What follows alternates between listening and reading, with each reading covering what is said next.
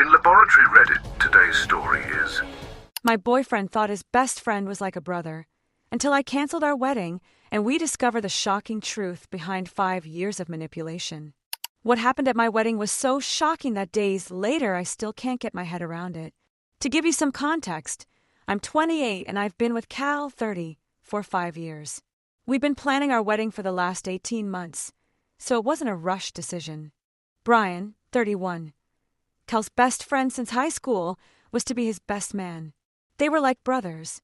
I always tried to get along with Brian and respect their friendship, even though sometimes I felt left out. We chose a beautiful venue in upstate New York and invited about 150 people. My parents contributed significantly to the budget, and my entire extended family traveled from different parts of the country to get together. Cal stood by Brian during his parents' painful divorce, and Brian supported Cal when he faced difficulties at the beginning of his career. Their friendship was legendary in their social circle. I always respected it, although Brian's jokes sometimes crossed certain boundaries.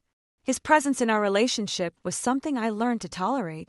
Brian was the kind of person who demanded attention and loved to push boundaries with humor.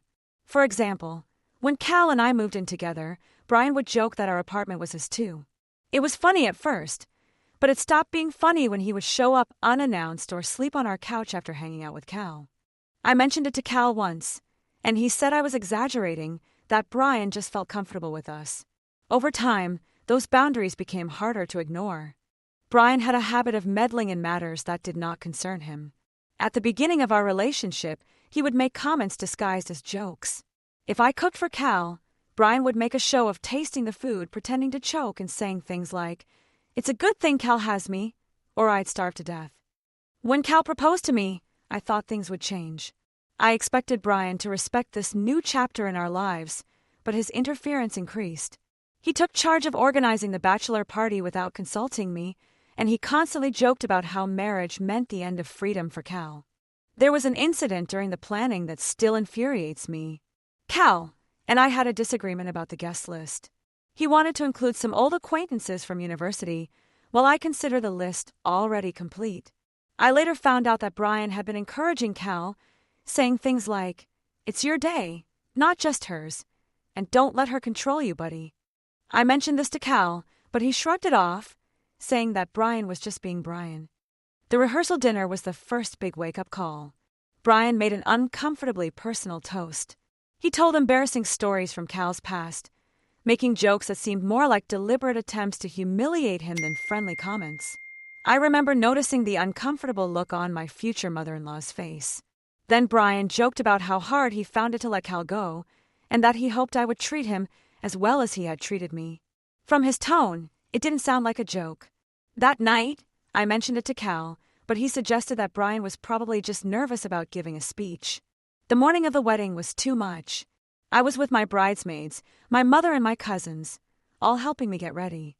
The place looked stunning, exactly as I had imagined. For a moment, I got carried away with the emotion. My family and friends were there, and I was about to get married. And then it all fell apart. My cousin took me aside, visibly uncomfortable. She showed me on her phone a group message that Brian had sent to several of the groomsmen. In it, Brian claimed that I had been unfaithful to Cal during our engagement and that Cal was only going through with the wedding out of obligation. These accusations were completely false, and I knew that Brian was playing one of his jokes.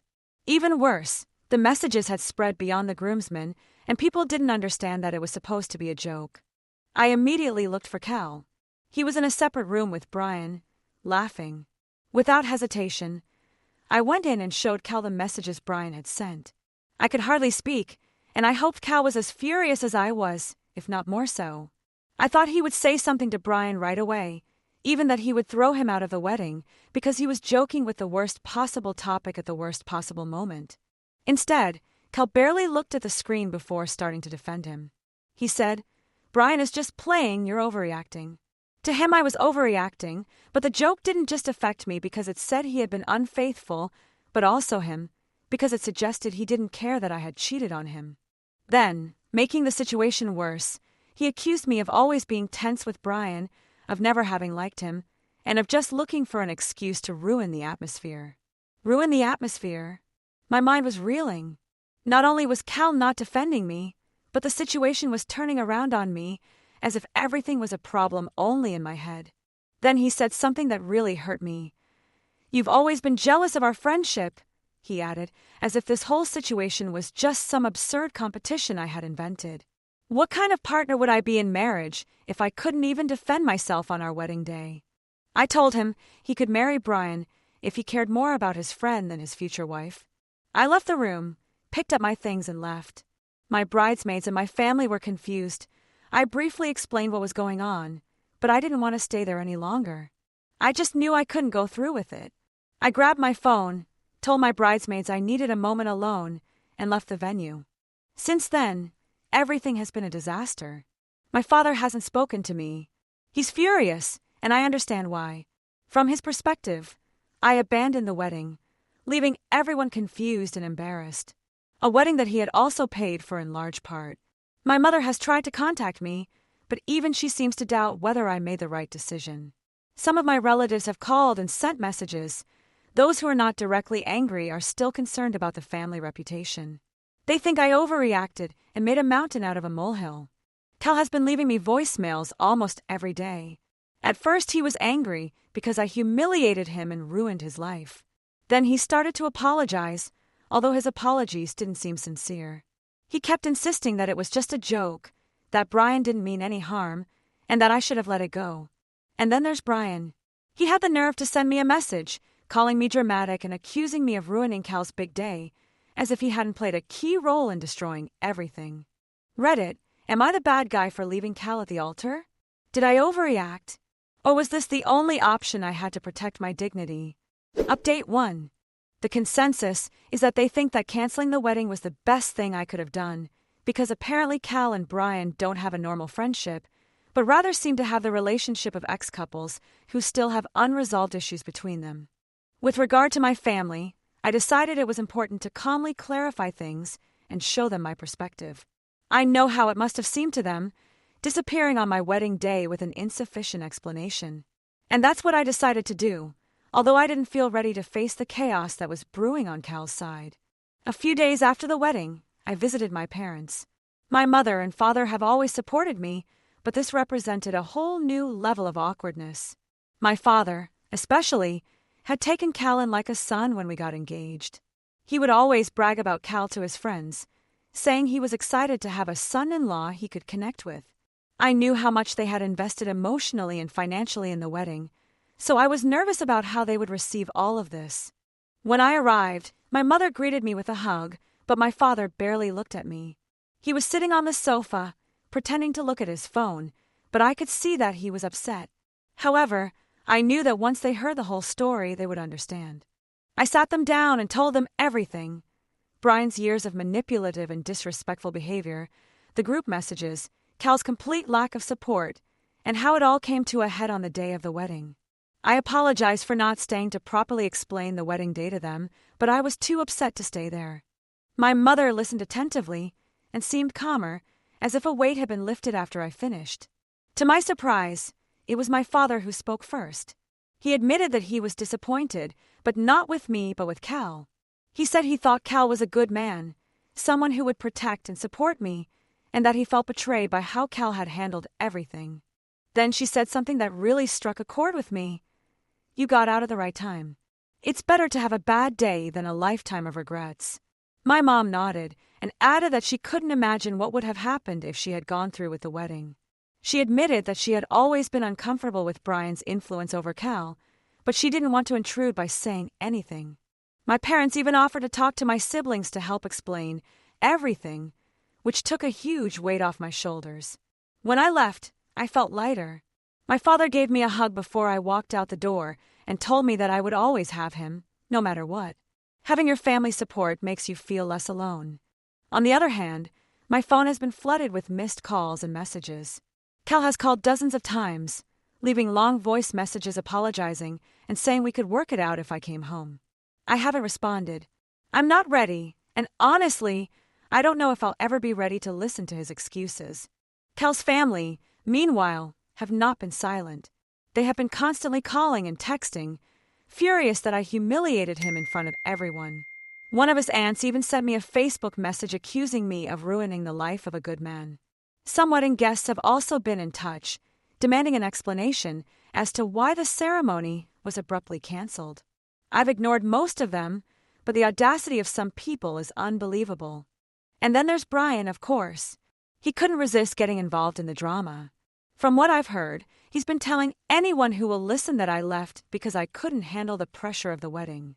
He's presenting himself as the loyal friend who tried to make Cal see the truth about me. It would be almost funny if it weren't so outrageous. One of my bridesmaids actually confronted him after the wedding. She told me that Brian was being arrogant, saying that he didn't regret sending those messages because someone had to say it. The audacity of that man is unbelievable. My bridesmaid tried to defend me, but Brian simply told her to shut up, claiming that I was too sensitive and that Cal deserved someone who could take the hits. I've also been gathering more details about what happened after I left. Apparently, the atmosphere at the venue was chaotic. My parents and some close friends left discreetly when they realized I wasn't coming back, but Cal's family stayed and turned everything into a blame game. Some groomsmen were caught whispering about the messages Brian had sent, and the news spread quickly among the guests. Cal was apparently frantic, alternating between anger and panic, while Brian remained by his side, acting as a savior. It's really strange how Cal can't see Brian for what he really is. Brian's actions were cruel and calculated, but Cal still sees him as the guy who has always supported him. It's as if Brian can do no wrong in his eyes. I have also spoken to my friends, who, like my family, have understood why it was necessary for me to leave. Part of me feels relieved to have dodged a bullet, but another part is mourning the life I thought I was going to have. I loved Cal, but now I wonder if he loved me in the same way, or if he loved his friend more. I have blocked Cal and Brian on all my social networks and silenced their numbers. Sooner or later I will have to answer one of Cal's calls, at least to bring some closure to the situation. Update 2. I know that many have been supporting me in my decision, although obviously not everyone. That said, I would like to take this opportunity to address those people and clarify a few points. To those who don't agree, I respectfully say that I don't share your opinion. Ending a 5-year relationship was not something I took lightly. This was not about a single comment from Brian, nor was it even just about Cal's reaction that day. It was about a pattern of behavior that I had been tolerating for years, hoping that things would change. But they didn't change even on the day of the wedding, so this was going to continue, and even get worse after we got married. Every time I mentioned how Brian's comments made me feel, Cal would tell me to calm down or stop overthinking. It was always me who had to adjust, relax, stop being so sensitive, while Brian kept crossing line after line, and Cal always took Brian's side, or worse, completely ignored me. Leaving wasn't about ruining Cal's life, as some have claimed. It was about getting my own life back. I realized that if I didn't set boundaries at that moment, I would spend the rest of my life repressing my discomfort. That's not the kind of marriage I want, and honestly, it's not the kind of marriage anyone deserves. If there was a last chance to get out of all this, it was at that moment. Anyway, since my brothers found out what really happened that day, they've been my biggest advocates. They cleared up the situation with some wedding guests who were confused or misinformed, including some of the groomsmen. Apparently, some of them didn't even know about the group messages Brian sent before the wedding. Once they saw the screenshots, a couple of them even apologized to me. One of Cal's cousins even contacted me, saying that she always thought that Brian had an unhealthy influence on Cal, but she didn't feel it was her place to say anything. More and more people are taking my side, even those who are friends or relatives of Cal. One of the most difficult things to deal with has been the financial consequences. They have been complicated. Some suppliers were understanding of the situation and didn't give me too much trouble for canceling at the last minute, but the truth is that wedding expenses are rarely refundable. Since everything was paid for in advance, most of the money was simply lost. Things like the venue, catering, flowers, and photographer, the bills add up quickly. The only thing that gives me any comfort is that we hadn't signed the marriage license yet, so there isn't a legal marriage to dissolve. It's something I try to remind myself of when I get frustrated about the financial loss, but it doesn't make it hurt any less. Talking to my parents about the financial situation was really difficult. Eventually, I had to bring it up, especially with everything that had already gone wrong. I felt guilty that they were losing so much of the money they had contributed. My father, as always, was calm and rational. He told me not to worry, that my happiness and peace of mind were worth much more than any amount of money. He gave me his support, but I couldn't shake the feeling that I needed to make things right. My mother agreed, but she also said that we would sort it out together and that my well-being mattered much more. Although they both told me not to stress about it, I insisted that I would pay them back over time. I don't want my parents to suffer a financial loss because of this, especially since they were only trying to help me make my dream wedding come true. As for Cal, I have made a conscious decision not to talk to him about the financial aspect. The thought of having a conversation with him right now feels like an emotional burden I can't bear. Honestly, talking to him about anything is exhausting at the moment, and the idea of adding money into the equation just seems like it would complicate things even more. I don't trust myself to be fair or reasonable about it. I still feel Brian's influence is present in the background, and if I had a conversation with Cal about finances, it would probably turn into another battle that I don't need. I have decided that, for my own peace of mind, I will handle the financial consequences with the support of my family, and that's it. I don't want to involve Cal in this process. It's already too much. I've been staying temporarily with my parents, after initially staying with a friend. Some friends have also been in touch to see how I am, and I've started to realize who my real friends are. A couple of people I considered close haven't said a word since the wedding, probably because they're still on Cal's side. It hurts, but I'd rather know who's really on my side than maintain false friendships. I haven't spoken to Cal's parents, but I can believe that they are on his side at the moment. So I'm not missing out on much by not talking to them now. They contributed very little to the wedding in financial terms, so it's not as if we need to talk. Update 3. Hi everyone. It's been almost 2 weeks since the incident on the wedding day, and while I can't say that everything is magically better, I'm okay. Life has mechanisms for dealing with this kind of situation. Things haven't changed much, but there have been some changes, some more significant than others. I recently moved out of my parents' house. Don't get me wrong, they've been amazing throughout all of this, but after a few weeks of being back in my childhood bedroom, I started to feel like I needed my own space again. Fortunately, one of my close friends had been looking for a flatmate, and the timing couldn't have been more perfect. Unfortunately, Cal hasn't realized that we are not going to resume our relationship. Maybe I owe him a conversation, but if he hasn't understood that everything that has happened is a consequence of his actions and those of his friend until now, I don't think a chat will change things. He keeps contacting me, and although his tone has changed, it is still exhausting. At first, his messages were defensive, full of excuses and justifications, but now his apologies are, well, I guess they're finally going in the right direction. He admitted that it was wrong of him to take Brian's side. He told my parents that he had cut off all contact with him, which is a story in itself. He even went as far as to say that he wished he had seen Brian's behavior before, something that was right in front of his nose, and that he should have put me first. Apologies are great, but they come too late. It's like trying to rebuild a house after the foundation has collapsed. You can't just apply a new coat of paint and think that everything is fixed. Cal visited my parents when I was living with them, but I wasn't at home. He asked where I was and said he needed to talk to me about things.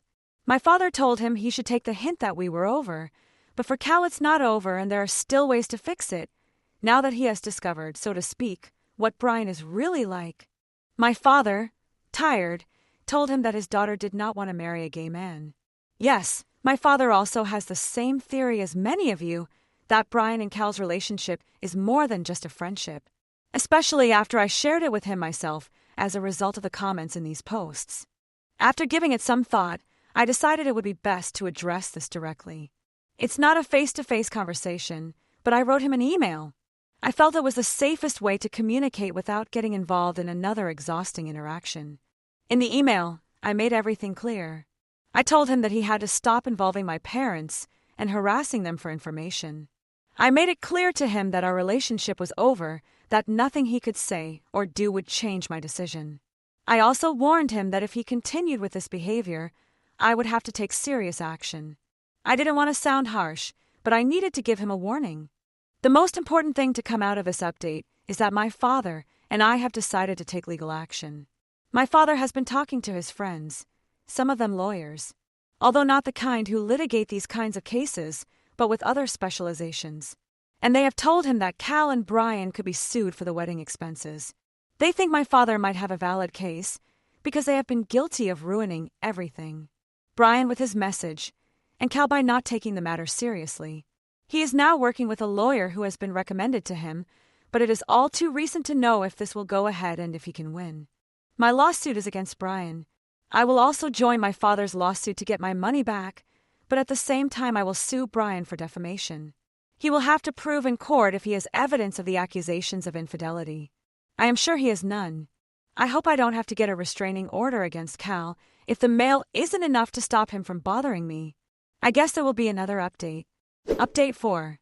This update is to talk about the lawsuits, which is why there hasn't been much news from me in a long time. Cal didn't bother me again, and everything was relatively quiet, apart from the legal process. But I also have some things to talk about, issues that came up after the lawsuit, and it's much more interesting than the money issue. But I'll save it for last, because if I mention it now, no one will read about the lawsuit. The lawsuits went well, or at least as well as one could hope. We knew we weren't going to get all the money back for the wedding, especially with the lawyer's fees, but my father recovered a significant part, as did I.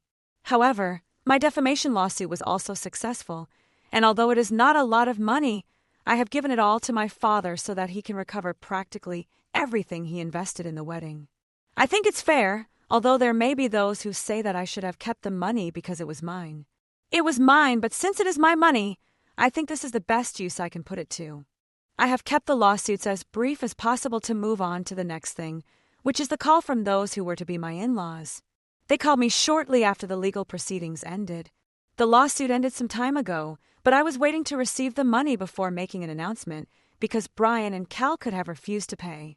But they have paid. I don't know how, and I'm not worried about finding out. They apologized for their son, which I didn't expect.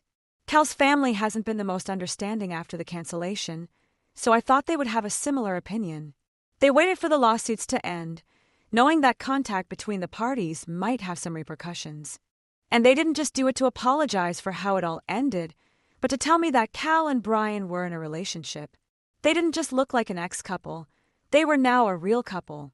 Shortly after my wedding, after Cal cut Brian out of his life because of the pranks, Brian confessed to him that he had feelings for him.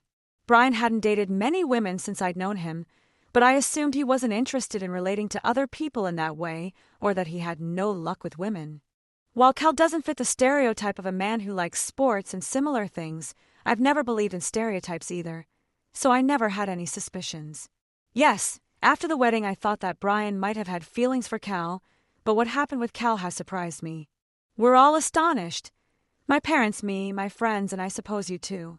At the moment I'm not angry with them, perhaps because the financial compensation has helped to heal. I think I'm even happy because they have finally found love and have stopped hiding it. Update 5. Brian and Cal are a couple of complete idiots. Their whole relationship was nothing more than a joke they played on their parents and everyone else. They even posted about it on social media. But in the last post, when they were supposedly announcing their upcoming wedding, they said at the end of the text that it was all a joke. But believe me, this prank won't come free. It's only lasted a few weeks, but that's long enough for a local newspaper to do an article about them.